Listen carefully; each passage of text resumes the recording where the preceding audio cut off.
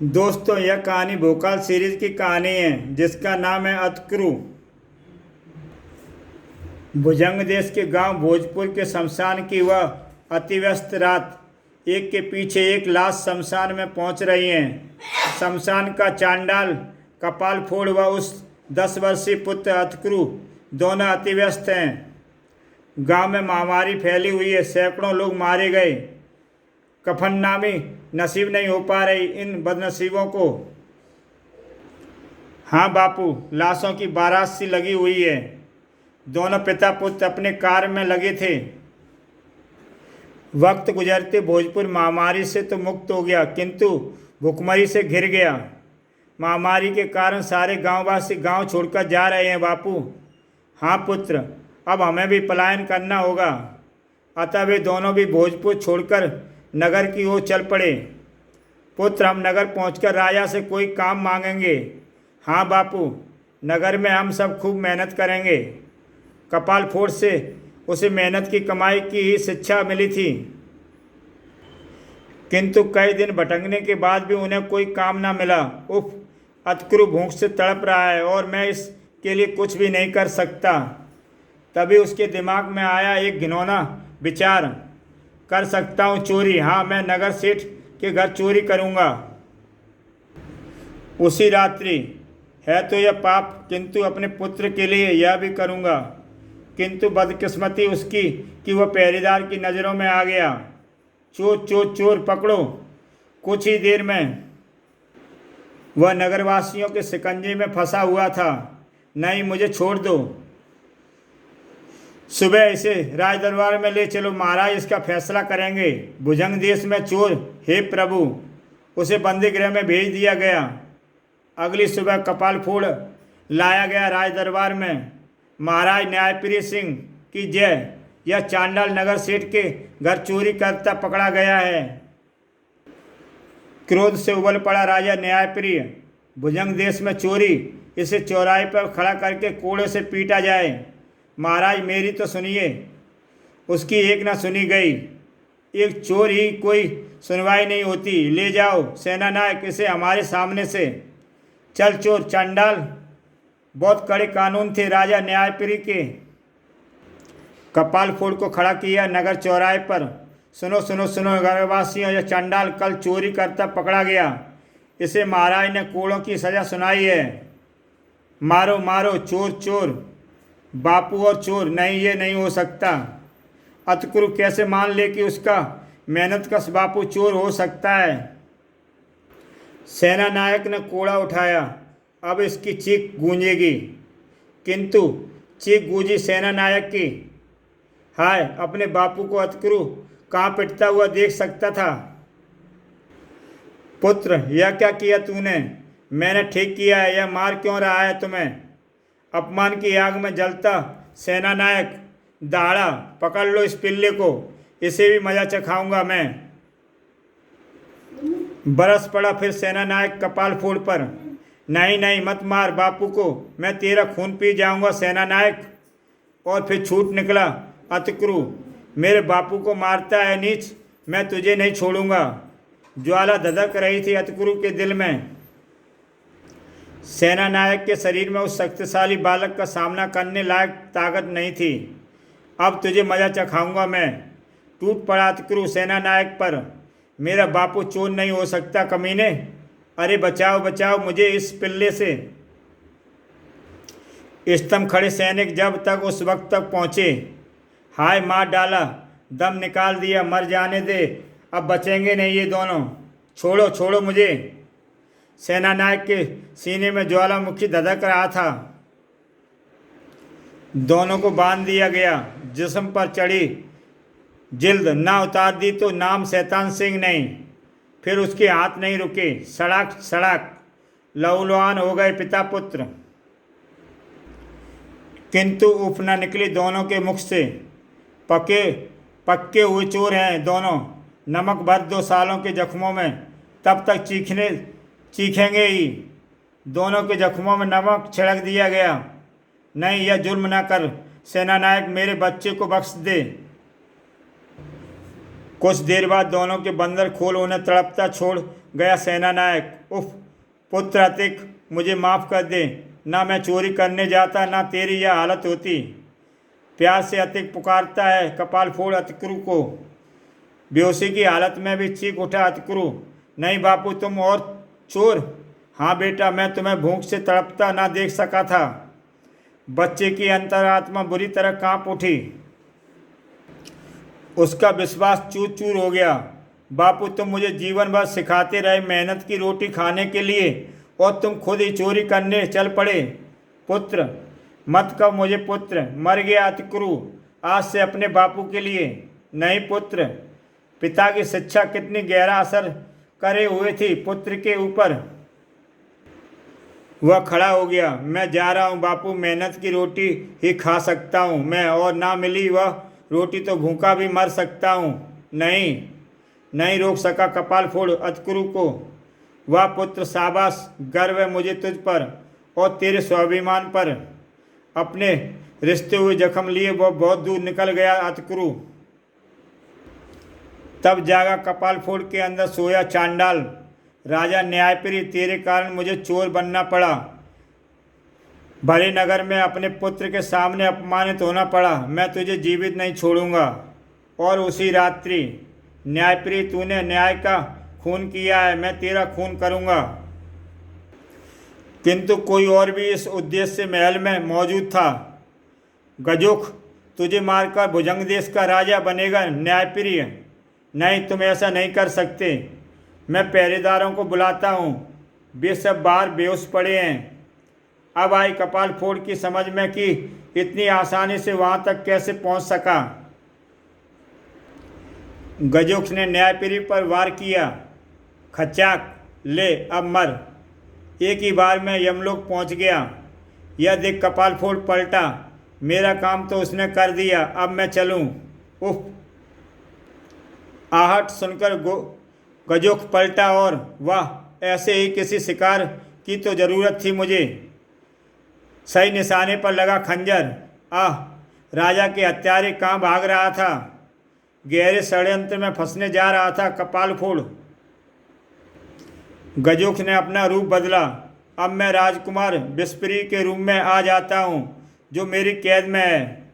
कपाल फोड़ राजकुमार विस्परी उर्फ गजोख पर टूट पड़ा। मैं तेरी योजना सफल नहीं होने दूंगा नीच। फिर उछाल फेंका उसको कपाल फोड़ ने। मुझे उस जुर्म में फंसाना चाहता है जो मैंने नहीं किया। तब उछलकर उसकी छाती पर सवार हो गया कपाल फोड़।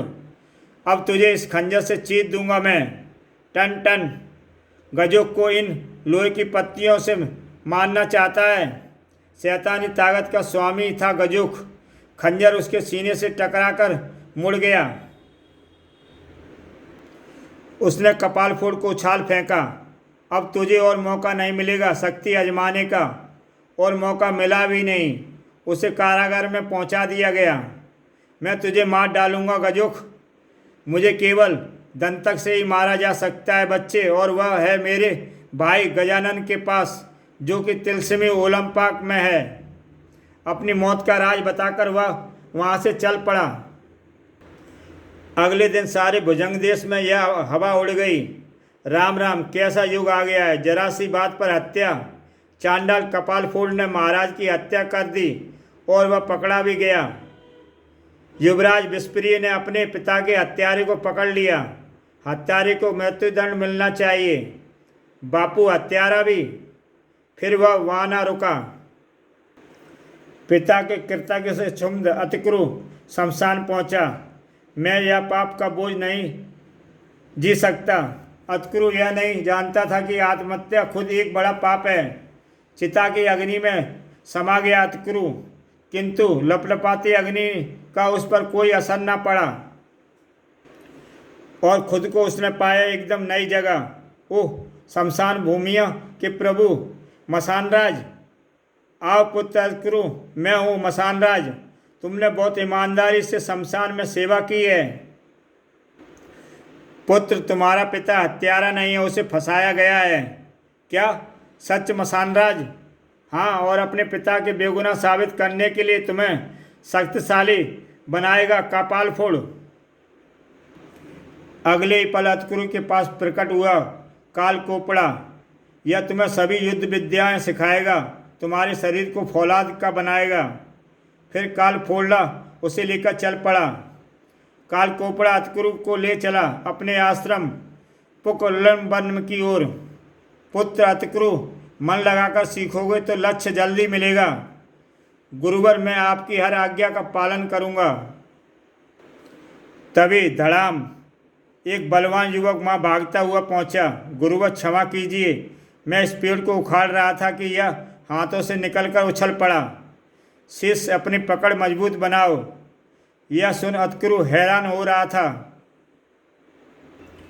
अभी वे आगे बढ़े ही थे कि गुरुवर, क्या भूकंप आ गया? नहीं पुत्र, यह भी जरूर किसी शिष्य की शरारत है। जल्दी दृश्य साफ हो गया।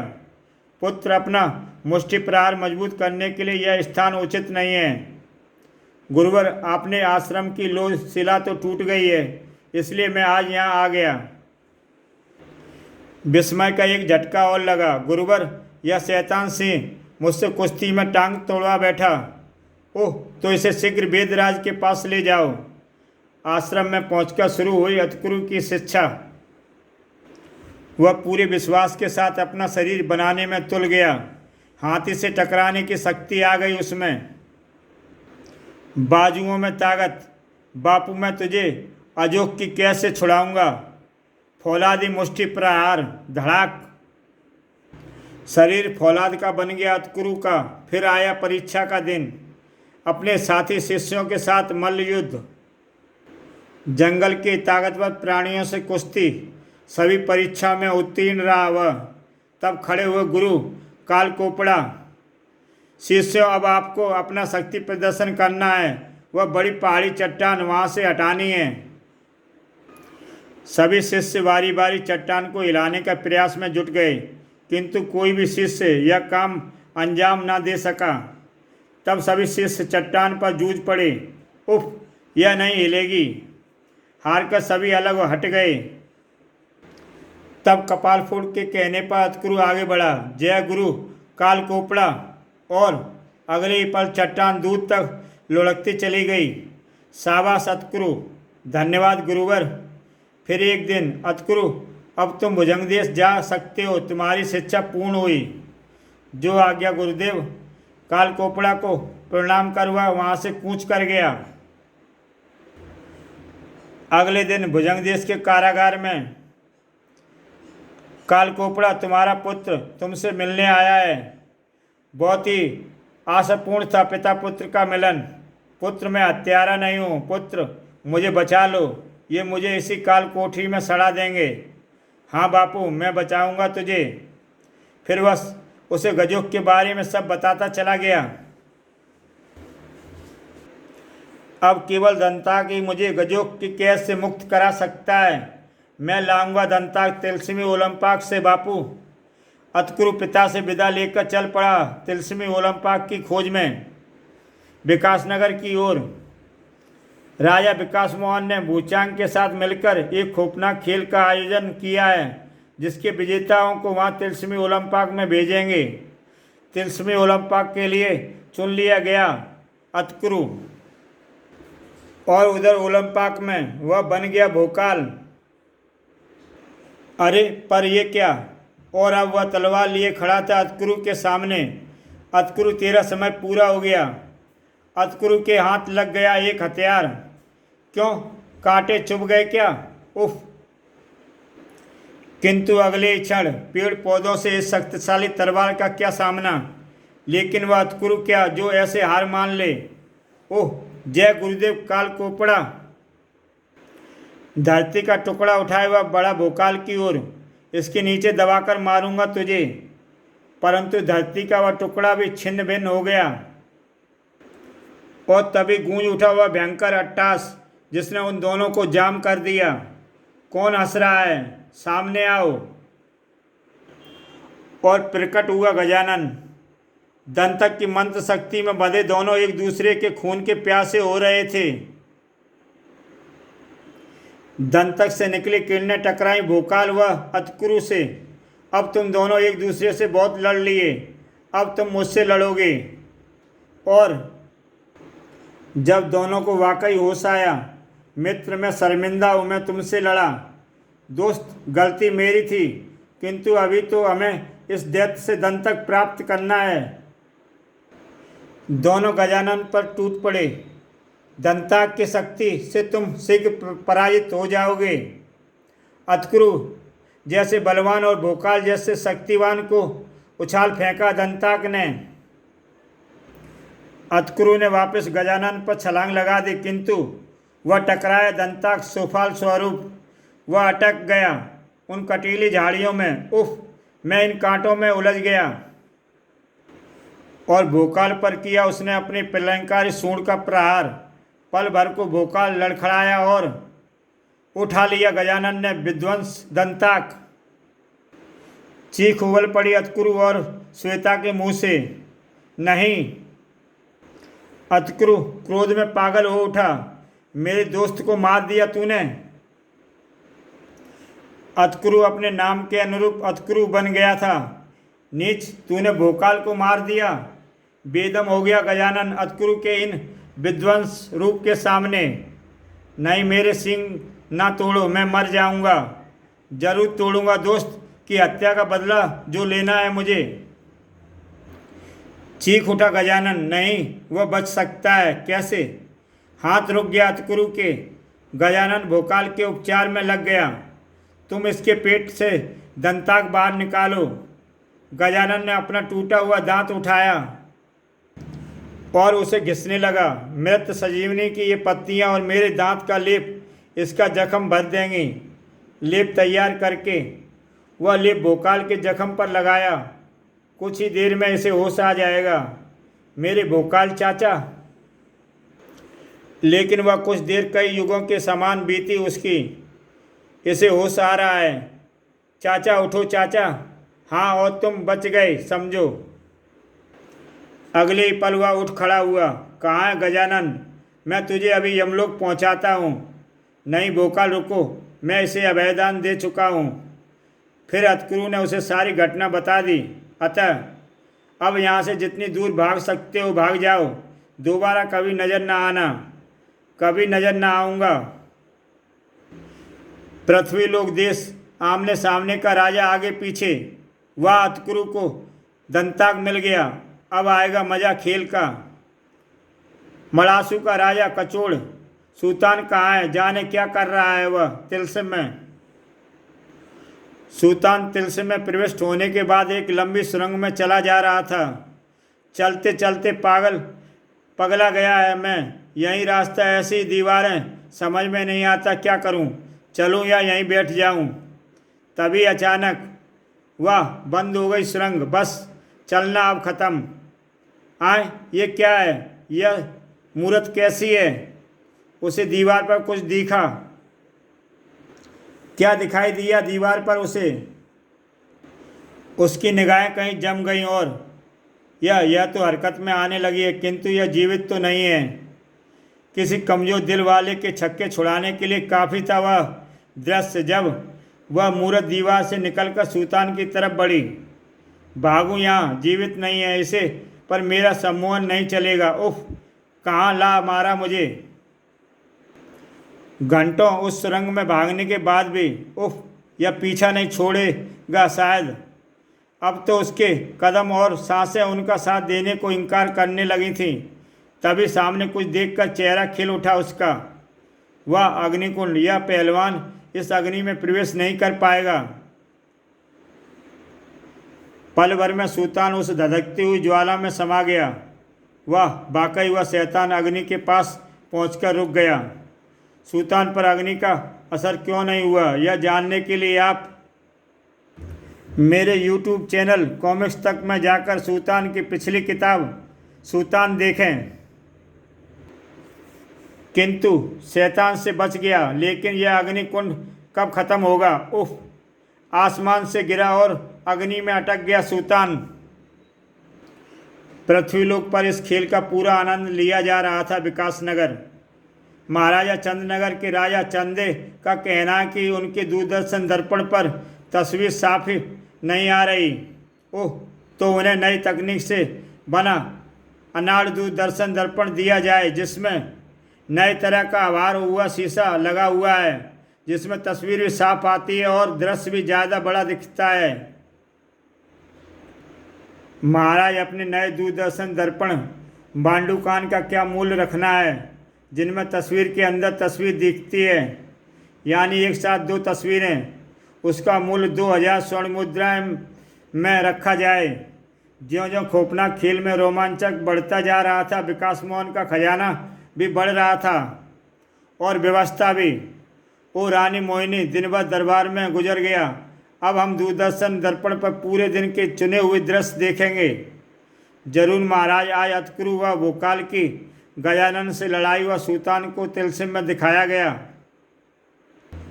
अगले दिन तिलसिम ओलंपाक में मुझे लगता है श्वेता को बुखार है। चाचा, हमें खिलौना चाहिए, हमें खिलौने ला दो। सुबह सुबह हम खेलेंगे। बेटा तू रो मत, देख हम तेरे लिए खिलौना बन जाते हैं। मैं घोड़ा और भोकाल हाथी, दोनों बीमार बच्चे को बहलाने में लगे हुए थे।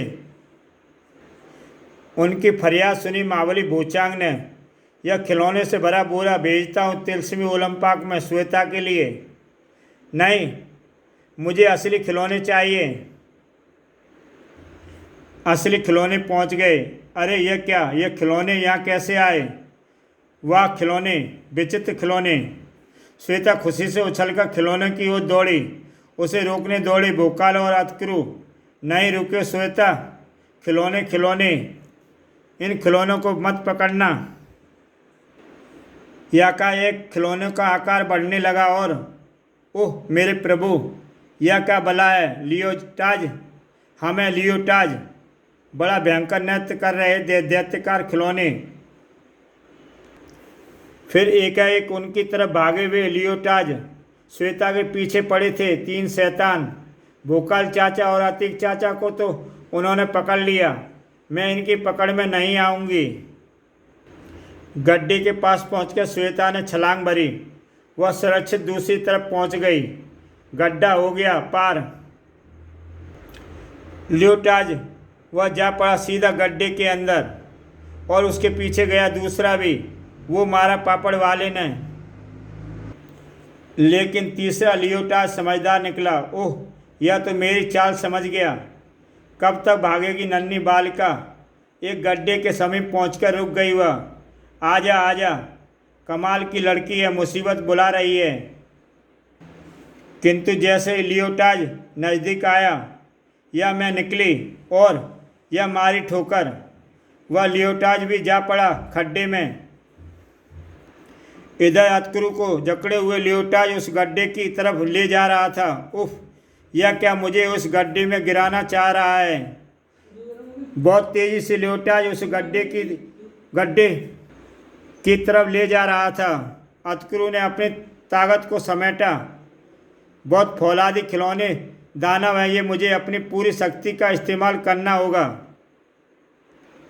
और अगले पल छिन्न भिन्न हो गया फौलादी लियोटाज, किंतु वह खुद को गड्ढे में गिरने से न बचा सका। और भोकाल, वह भी आखिरी लियोटाज से जूझ रहा था। तभी वो चिल्लाया, भोकाल! भोकाल की शक्ति के सामने लियोटाज न टिक सका। टुकड़े टुकड़े हवा में उड़ गए उसके। श्वेता दौड़कर भोकाल से लिपट गई। ओ चाचा, आप शानदार हैं, आजा बिटिया। तब उन्हें ख्याल आया अतकुरु का। आए, अतीक चाचा कहाँ गए? उसे मैंने उस गड्ढे में गिरते देखा था। दोनों दौड़कर उस गड्ढे के पास पहुँचे। अतकुरु, अतीक चाचा, थक हार कर लगता है अतकुरु भी किसी मुसीबत में फंस गया है। यह सब एक एक करके कहाँ गायब हो रहे हैं। तभी श्वेता बोली, चाचा अब हम दो रह गए हैं और पता नहीं अब किसकी बारी है गायब होने की। नहीं बेटा, तुम कहीं गायब नहीं होगी, मेरे साथ ही रहोगी। कह तो यह सही रही है। भोकाल मन ही मन सोच रहा था, अतकुरु का क्या हुआ? अतकुरु के बारे में जानने के लिए मेरा चैनल सब्सक्राइब करें और देखें भोकाल सीरीज़ की अगली कहानी।